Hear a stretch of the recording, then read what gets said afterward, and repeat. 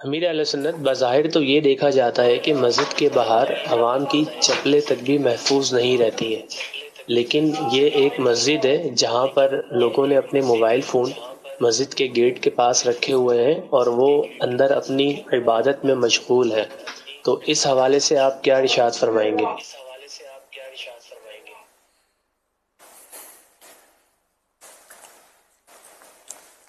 دنیا بہت بڑی ہے، جگہ جگہ طرح طرح کے لوگ آباد ہیں۔ اب یہ بھی ایک واقعی عجوبہ ہے اس دور میں کہ وہ چپل تک سلامت نہیں رہتے، اور یہ موبائل بھی لاکھوں لاکھ روپے کے موبائل ڈھیر لگا ہوا ہے،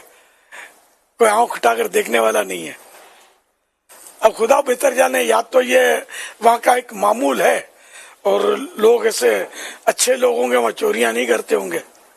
سکھی ہوں گے وہاں کے لوگ، یا کوئی اللہ بہتر جانے کوئی ایسا چاروں طرف پہرے کا نظام ہوگا اور کیمرے لگے ہوئے ہوں گے جس کی وجہ سے کوئی ہمت نہیں کرتا ہوگا کہ میں بچ کر جا نہیں سکوں گا۔ خدا بہتر جانے، یہ ویسے میرے ذہن میں آئی بات، ورنہ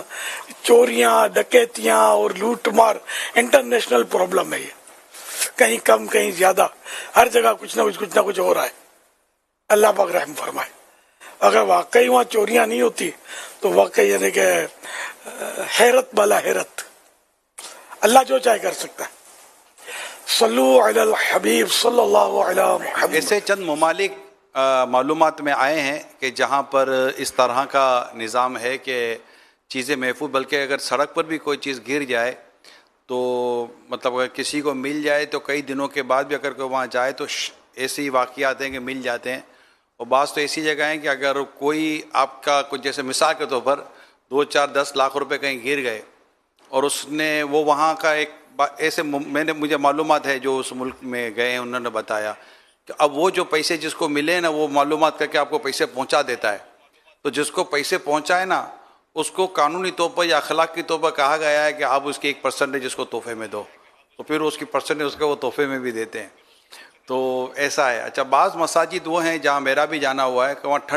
ٹھنڈے ممالک میں کہ حضور لوگ آتے ہیں تو اپنے جیکٹ اتار کر، باہر ٹھنڈی ہوتی ہے، مسجد کے اندر ہیٹر ہوتا ہے، تو اپنی جیکٹ اتار کر، جیکٹ بھی سستے نہیں ہوتے، وہ ہینگ کرتے ہوئے، ہینگر پر لٹکاتے ہوئے چلے جاتے ہیں۔ باہر جاتے ہوئے ان کو اپنا ہی جیکٹ ملتا ہے، کوئی اور جیکٹ کسی کا پہن کر جاتا نہیں، اور یہ تو کہہ سکتے ہیں کہ بڑا ایک اچھا خاصا معمول ہے۔ تو اس کے متعلق تھوڑی سی میں نے معلومات بھی لی تھی، تو پتہ چلا کہ شروع سے ہی تربیت اس طرح کی ہو رہی ہوتی ہے، گھر میں بھی تربیت اس طرح کی ہے، تو تعلیمی اداروں میں تربیت اس طرح کی ہے۔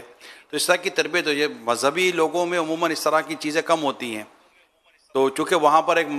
قرآن کا اور حدیث سیکھنے سکھانے کا نظام ہوتا ہے، تو وہاں پر اس طرح کے کام بہت کم آپ کو اور ہم کو سننے کو ملتے ہیں۔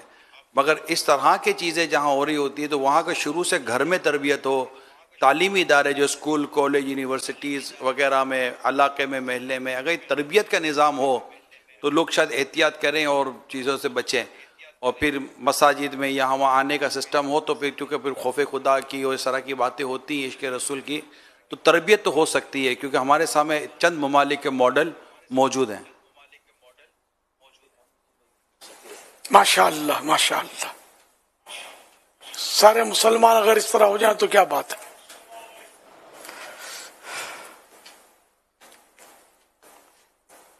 صلو علی الحبیب صلی اللہ علیہ محمد۔